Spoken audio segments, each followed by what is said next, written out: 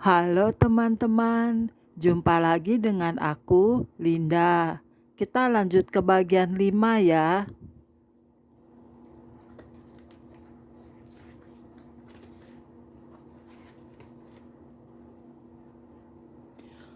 Oke, mari kita mulai. Waktu kunjungan Tuhan. Kita harus selalu mengarahkan mata kita pada kemuliaan yang dimanifestasikan ke seluruh dunia pada masa sekarang ini. Ini adalah saat dispensasi Allah. Ini adalah waktu kunjungan Tuhan. Ketika kedatangan Yesus yang kedua sudah semakin dekat, saya percaya bahwa aktivitas kasat mata para malaikat di muka bumi ini akan terus meningkat.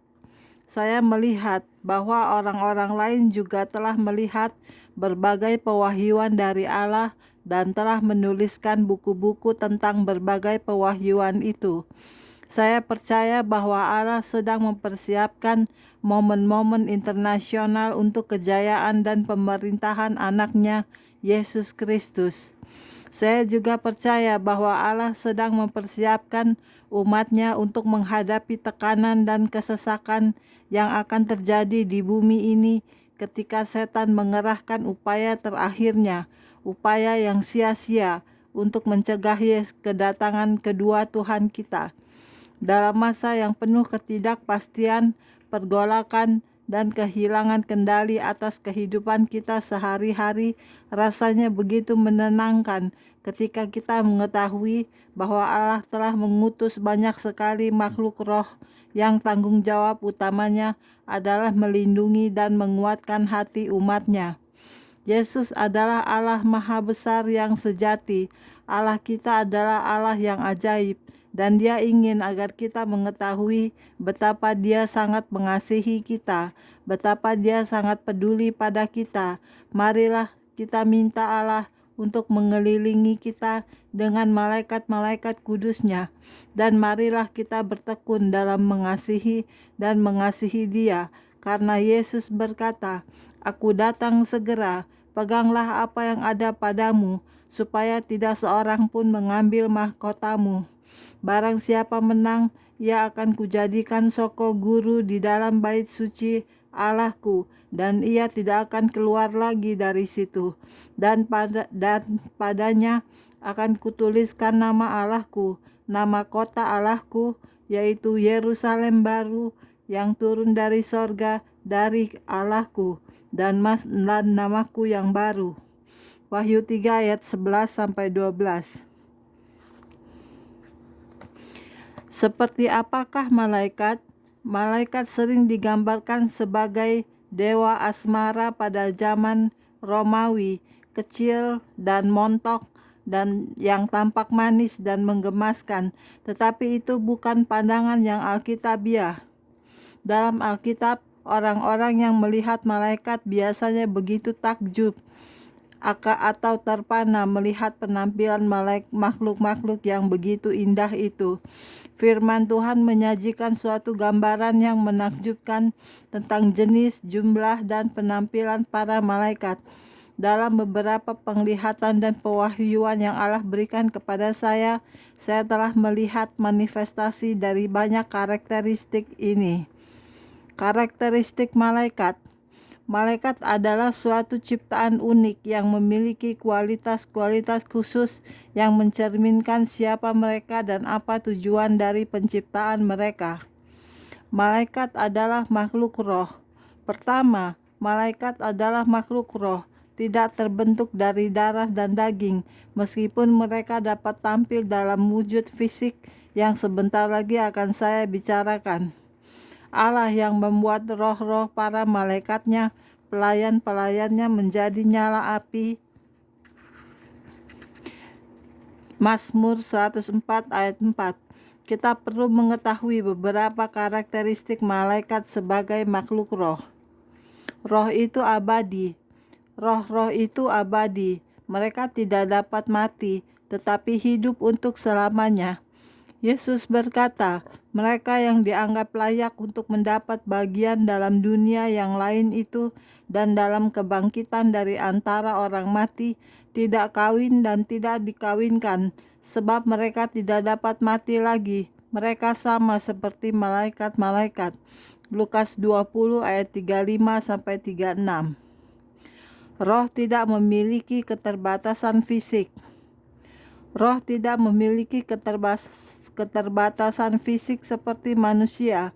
Sebagai roh, mereka tidak dibatasi oleh ruang dan waktu. Pintu yang terkunci dan dinding yang kokoh bukan merupakan halangan bagi mereka, dan mereka bisa muncul dan menghilang sewaktu-waktu. Sebagai contoh, lihat Kisah Para Rasul 5 ayat 17-23.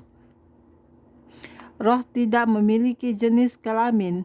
Meskipun kita sering berpikir bahwa malaikat adalah makhluk yang memiliki karakteristik pria atau wanita, dan meskipun mereka sering menampakkan diri di depan manusia dalam wujud tubuh jasmani, tetapi sebenarnya roh tidak memiliki jenis kelamin, dalam pengertian bahwa mereka tidak menikah dan memiliki bayi malaikat.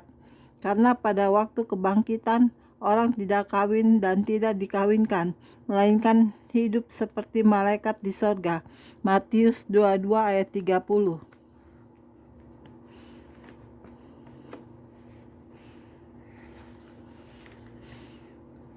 Malaikat itu kudus. Para malaikat harus kudus karena mereka melayani Allah yang kudus.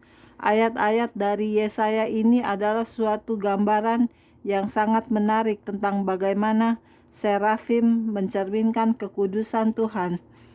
Dalam tahun matinya Raja Uzia, aku melihat malaikat Tuhan duduk di atas tahta yang tinggi dan menjulang, dan ujung jubahnya memenuhi bait suci. Para serafim berdiri di sebelahnya, di sebelah atasnya. Masing-masing mempunyai 6 sayap. 2 sayap dipakai untuk menutupi muka mereka, 2 sayap dipakai untuk menutupi kaki mereka, dan 2 sayap dipakai untuk melayang-layang. Dan mereka berseru seorang kepada seorang, katanya, Kudus, kudus, kuduslah Tuhan semesta alam, seluruh bumi penuh kemuliaannya. Yesaya 6 ayat 1-3. Para malaikat dipilih. Alkitab mendeskripsikan malaikat sebagai pilihan. Dalam 1 Timotius 5 ayat 21, Paulus menulis di hadapan Allah dan Kristus Yesus dan malaikat-malaikat pilihannya, kupesankan dengan sungguh kepadamu, camkanlah petunjuk ini tanpa prasangka, dan bertindaklah dalam segala sesuatu tanpa memihak.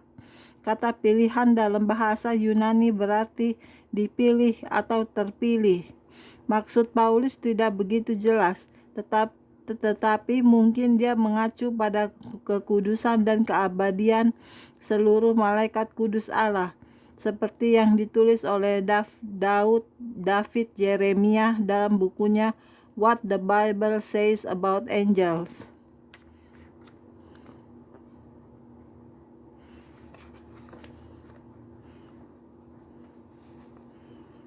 Malaikat adalah makhluk yang cerdas tetapi tidak maha tahu. Berikutnya, dalam Alkitab, malaikat digambarkan sebagai pribadi yang melaksanakan instruksi Allah dengan cerdas, berhikmat, dan efisien. Paulus bahkan berbicara tentang bahasa malaikat. Tetapi meskipun malaikat memiliki jauh lebih banyak pengetahuan tentang dunia roh daripada kita, mereka tidak maha tahu seperti Allah. Dalam Alkitab tidak ada ayat manapun yang mengindikasikan bahwa mereka maha tahu.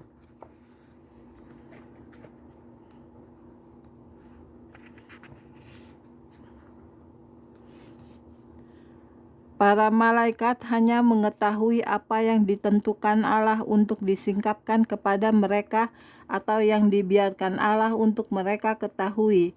Alkitab mengajarkan bahwa malaikat mempelajari segala sesuatunya dengan mengamati pekerjaan Allah dalam dan melalui umatnya. Paulus menulis tentang bagaimana Allah menggunakan gereja untuk mengungkapkan hal-hal tertentu kepada para malaikat kudusnya. Saya percaya bahwa para malaikat takjub ketika Yesus datang ke dunia sebagai manusia untuk menjadi juru selamat dunia. Saya pikir mereka dipenuhi dengan keheranan ketika melihat tingkat penderitaan dan kekejaman dari kematian Yesus di kayu salib. Saya pikir hingga sekarang ini mereka masih takjub ketika melihat keselamatan yang diberikan anak Allah kepada manusia yang menderita. Ketika umat Allah berkumpul bersama dalam suatu kebaktian pembebasan dan Roh-Nya mulai menyembuhkan, menyelamatkan, dan membebaskan para pria dan wanita, saya yakin bahwa para malaikat pun terpana ketika melihat semua kejadian keajaiban dari kasih karunia Allah. Malaikat memiliki kekuatan yang melebihi kekuatan manusia, tetapi tidak maha kuasa. Malaikat diberi kekuatan dan kemampuan yang sangat besar oleh Allah untuk melaksanakan kehendak dan perintah-perintahnya. Akan tetapi, mereka tidak maha kuasa seperti Allah. Mereka tidak memiliki kuasa atau otoritas yang tidak terbatas, tetapi mereka hanya memiliki sejauh yang Allah berikan kepada mereka. Kekuasaan dahsyat para malaikat sering didemonstrasikan dalam Alkitab ketika menggambarkan tentang malaikat-malaikat yang bekerja untuk orang-orang pilihan Allah dan bertempur dalam pertempuran Allah. Berikut ini adalah beberapa contohnya. Berfirmanlah Tuhan kepada Musa, "Aku akan mengutus seorang malaikat berjalan di depanmu dan akan menghalau orang Kanaan, orang Amori, orang Het, orang Feris, orang Hewi, dan orang Yebus." Keluaran 33 ayat 1-2. Jumlah malaikat. Berikutnya, berapa banyakkah malaikat yang ada? Dalam Alkitab ada berbagai referensi tentang jumlah malaikat.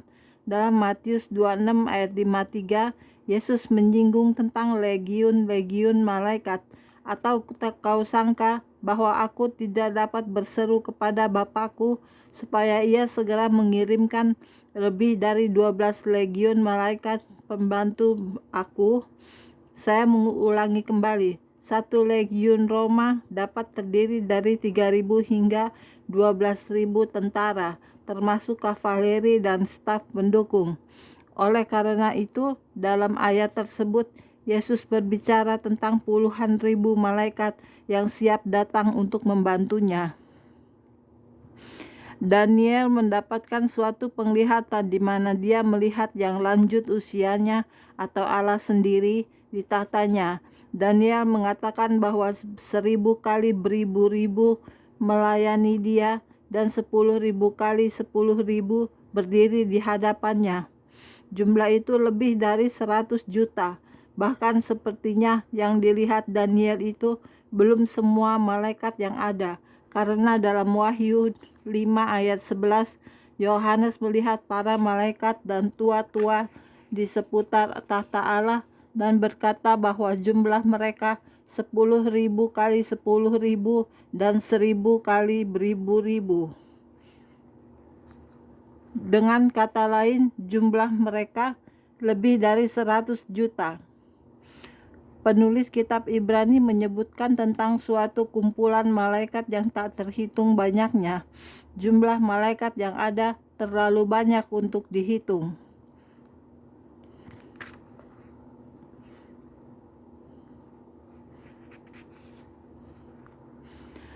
Allah menyelamatkan dan membebaskan umatnya melalui sekumpulan besar malaikatnya yang berkuasa. Siang dan malam, ada malaikat yang tak terhitung banyaknya yang mengelilingi dan menyembah Allah, yang melakukan kehendak Allah. Penampilan para malaikat di dalam Alkitab. Seperti apakah rupa malaikat Allah? Malaikat adalah spesimen pilihan yang begitu indah dan mempesona, mencerminkan kemuliaan pencipta mereka. Terkadang para malaikat tidak terlihat oleh mata manusia ketika mereka bergerak untuk menggenapi firman dan tujuan-tujuan Allah. Tetapi ada kalanya juga mereka dapat terlihat oleh kita. Meskipun malaikat adalah makhluk roh, ketika mereka melakukan kehendak Allah, mereka dapat tampil dalam berbagai wujud fisik.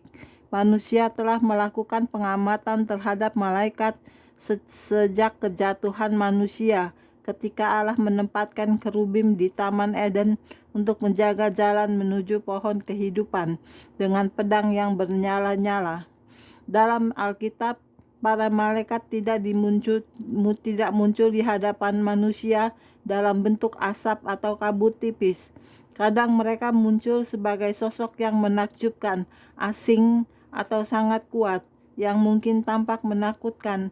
Sementara pada saat-saat lain, mereka tampil dalam wujud manusia biasa. Manifestasi itu sepertinya sesuai dengan fungsi dan peran yang mereka jalankan.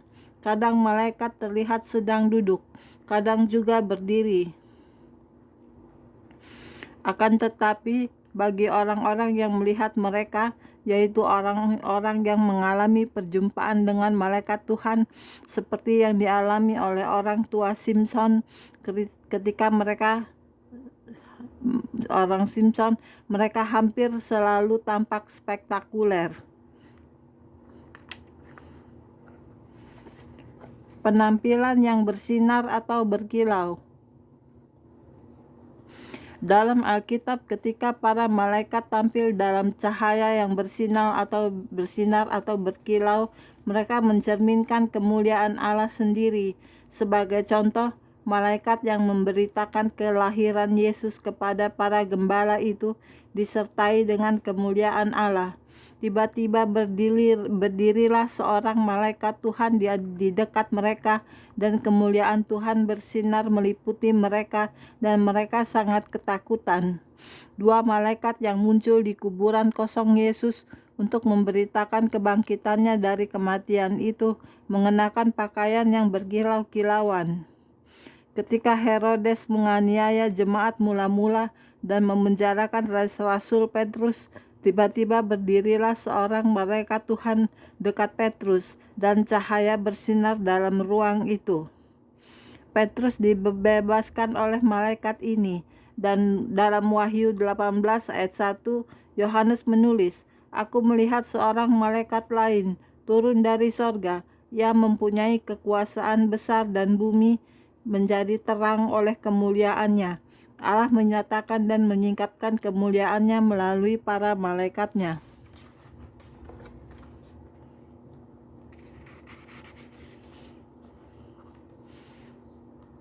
Bentuk atau fitur yang aneh. Terkadang malaikat-malaikat dalam Alkitab tampil dalam bentuk-bentuk yang aneh atau fitur yang tidak lazim. Sebagai contoh, ini adalah gambaran dari 4 makhluk hidup yang dilihat Nabi Yehezkiel dalam suatu penglihatan. Belakangan dia mengidentifikasi makhluk-makhluk itu sebagai kerubim.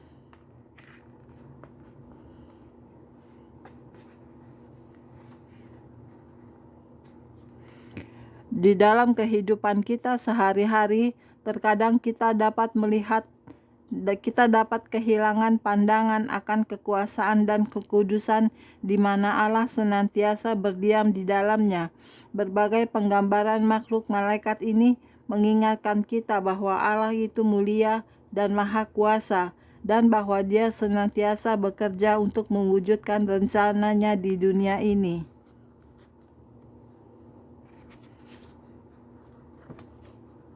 Penampilan manusia. Seringkali ketika para malaikat menampakkan diri kepada manusia, mereka terlihat seperti manusia. Misalnya dalam Kejadian 18, malaikat-malaikat dalam rupa manusia mendampingi Tuhan ketika Dia berbicara kepada Abraham tentang kehancuran Sodom dan Gomora.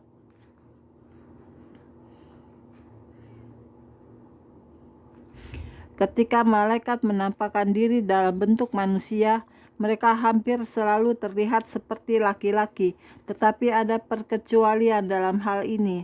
Alkitab mencatat 2 malaikat yang tampil dalam bentuk perempuan.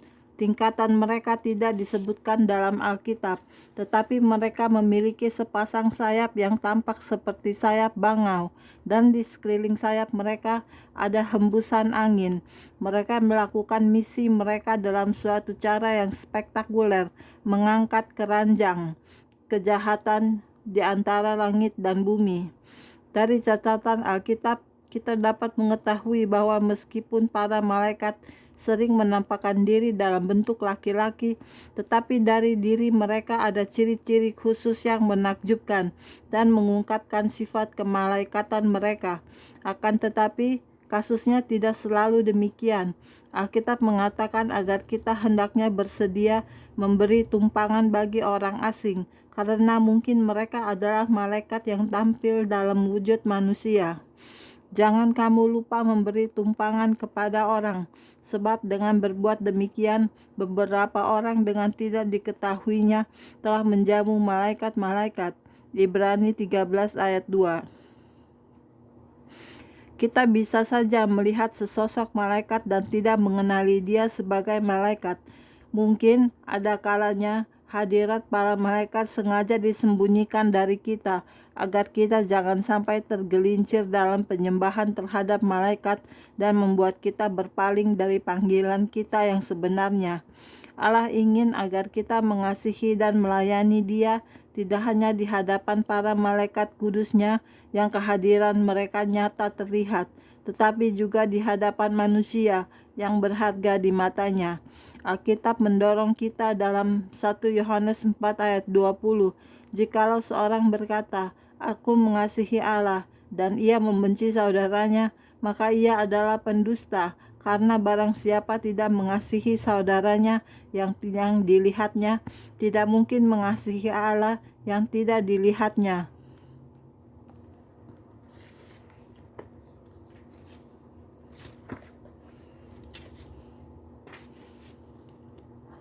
Oke, sekian dulu untuk hari ini videonya ya.